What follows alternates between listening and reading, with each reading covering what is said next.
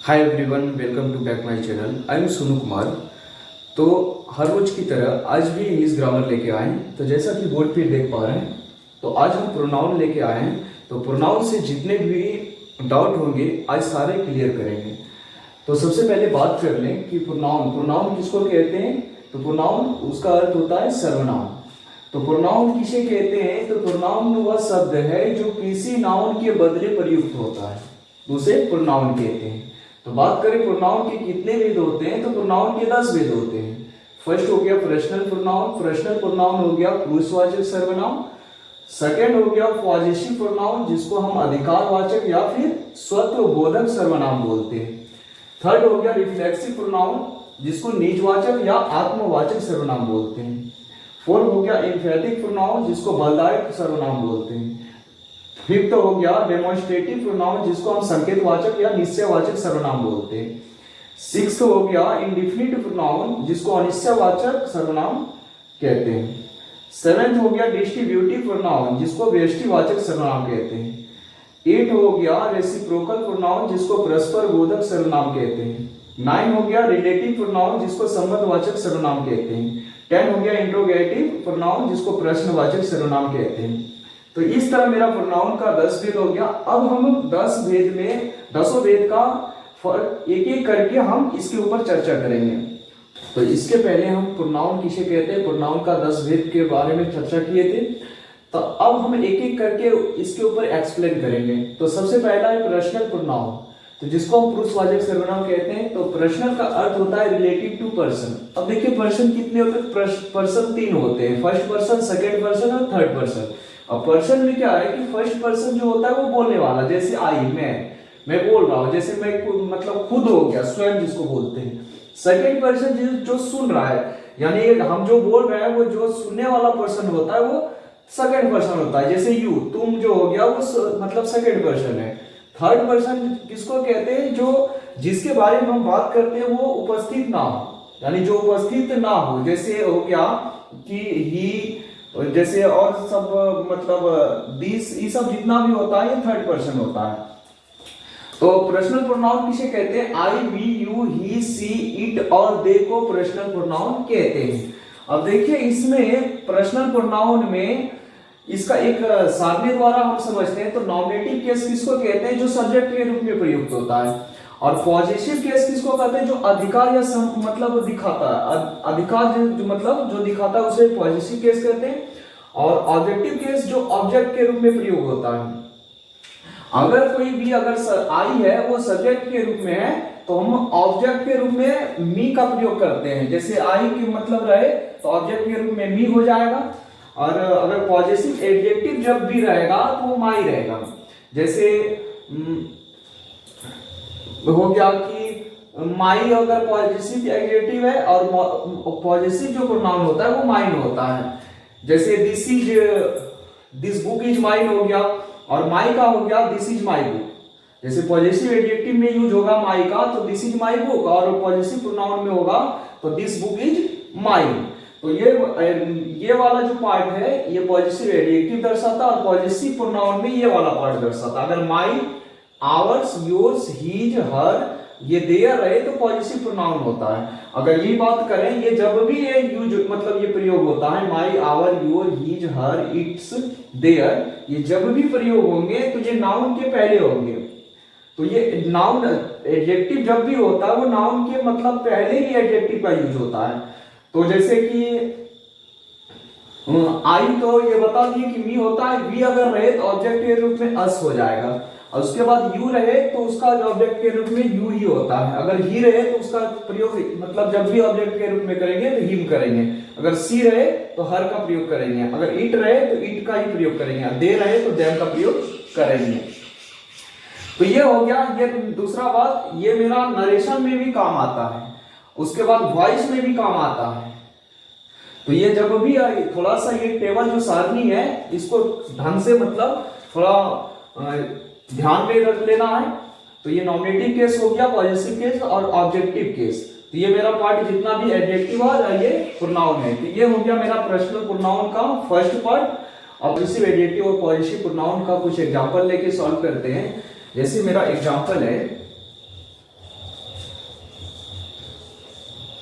Example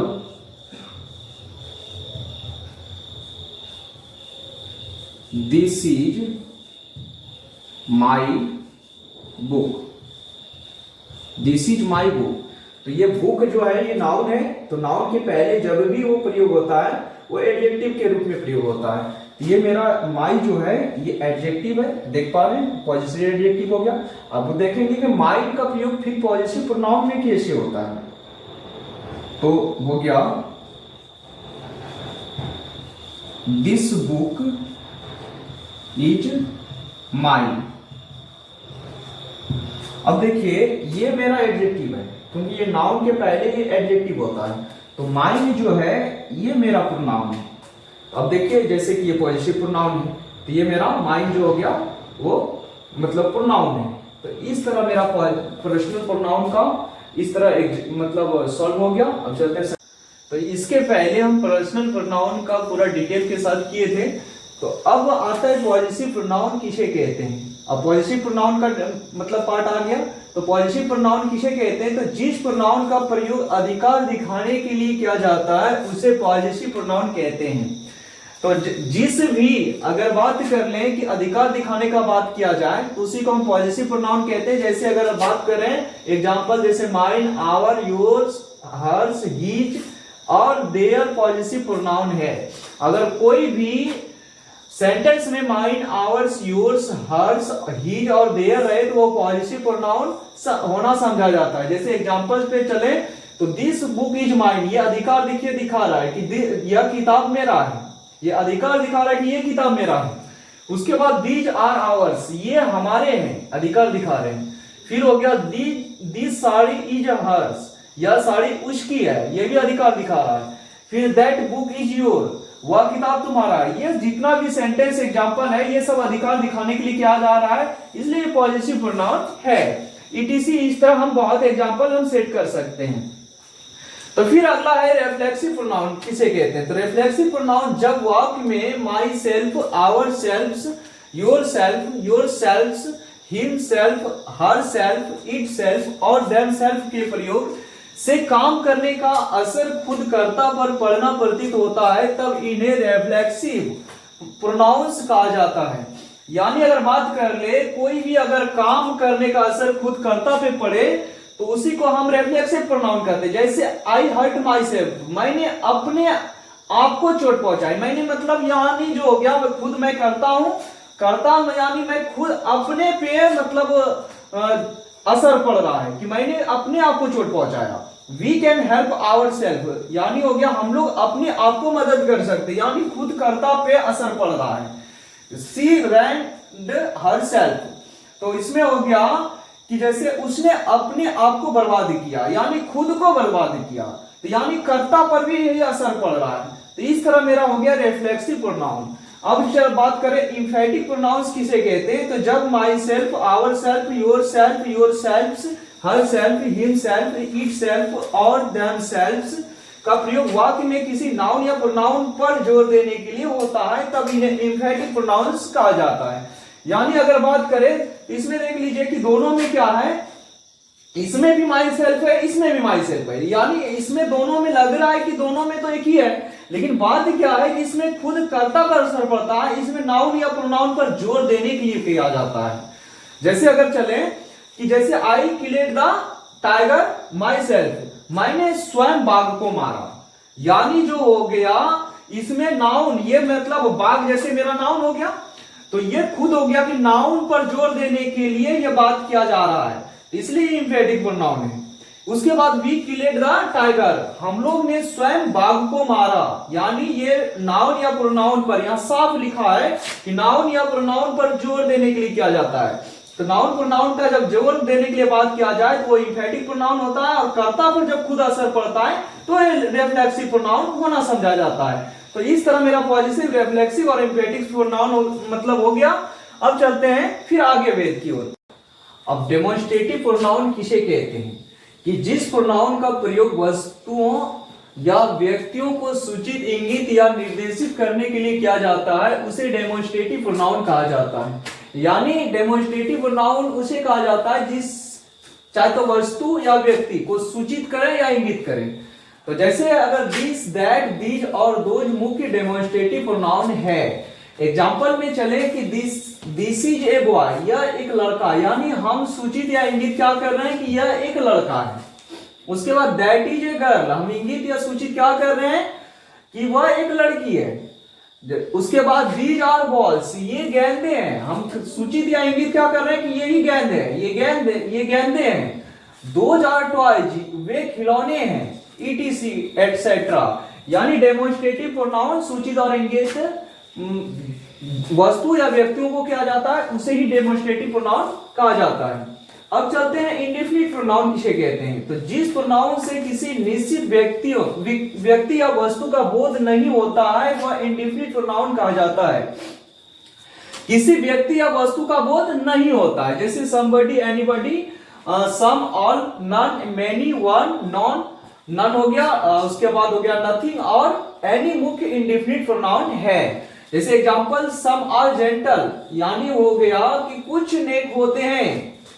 इसमें indefinite का क्या होता है, अनिश्चित का बात होता है, कुछ नेक होते हैं। ऑल आर फुलिश, सभी मूर्ख है। नन कैन डू दिस, इसे कोई नहीं कर सकता है, अनिश्चित का बात है। तो इंडेफिनिट प्रोनाउन जो अनिश्चित दर्शाता है उसे ही इंडेफिनिट प्रोनाउन कहते हैं। अब चलते हैं डिस्ट्रीब्यूटिव प्रोनाउन किसे कहते हैं। जब इच, एदर और नेदर का प्रयोग प्रोनाउन के रूप में होता है तब इन्हें डिस्ट्रीब्यूटिव प्रोनाउन कहा जाता है। जैसे इच रहे तो वो उसका मतलब होता है प्रत्येक, एदर रहे तो दोनों में से कोई एक, और नेदर रहे तो दोनों में से कोई नहीं। नेदर दोनों में से कोई नहीं, एदर मतलब दोनों में से कोई एक। एग्जाम्पल से चले तो each of you is guilty, तो तुम में से प्रत्येक दोषी हो। इसमें डिस्ट्रीब्यूटिव में मतलब हो गया कि एक का बात मतलब हो गया कि ईच ऑफ यू गिल्टी, तुम में से प्रत्येक दोषी हो, कि इसमें से प्रत्येक बता रहा है कि सभी दोषी है, प्रत्येक दोषी है। Each of the boys is intelligent, लड़कों में से प्रत्येक तेज है। लड़कों में से क्या है कि प्रत्येक तेज है, उसे ही हम डिस्ट्रीब्यूटिव प्रोनाउन कहते हैं। तो इस तरह मेरा डेमोन्स्ट्रेटिव, इंडेफिनिट, डिस्ट्रीब्यूटिव प्रोनाउन हो गया। अब चलते हैं नेक्स्ट भेद की ओर। तो रेसिप्रोकल प्रोनाउन किसे कहते हैं। तो ईच अदर और वन अनदर को रेसिप्रोकल प्रोनाउन कहते हैं। तो अगर कोई भी सेंटेंस में ईच अदर और वन अनदर रहे तो वो रेसिप्रोकल प्रोनाउन होना समझा जाता है। जैसे एग्जांपल चले तो they loved each other one another, यानी हो गया वे एक दूसरे को प्यार करते थे।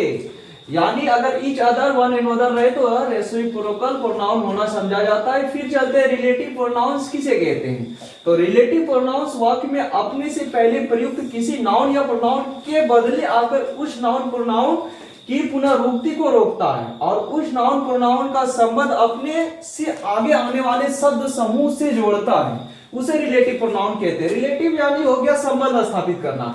जैसे this is the book was given to me, और इसमें मतलब क्या है कि who, whom, whose, which, what और दैट मुख्य रिलेटिव प्रोनाउन है। यानी ये जो दोनों सेंटेंस देख पा रहे हैं, ये दोनों सेंटेंस के बीच में यही सब वर्ड लग के क्या होता है, जुड़ जाता है, और जुड़ के क्या होता है, इसका संबंध उससे स्थापित कर देता है। तो उसी को हम रिलेटिव प्रोनाउन कहते हैं। जैसे this is the book that was given to me, यानी देखिए कि इसमें दिस इज द बुक था और ये दैट जो है, ये दैट लगा के हम इस सेंटेंस को जोड़ दिए, यानी इस मतलब इसका संबंध उससे स्थापित कर दिए, तो वही रिलेटिव प्रोनाउन होता है।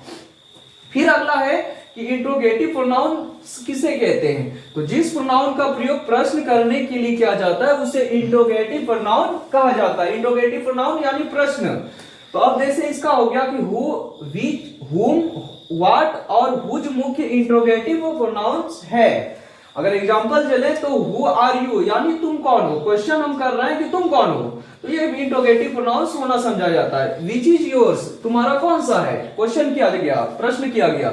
व्हाट इज योर फादर, यानी तुम्हारा पिताजी क्या है।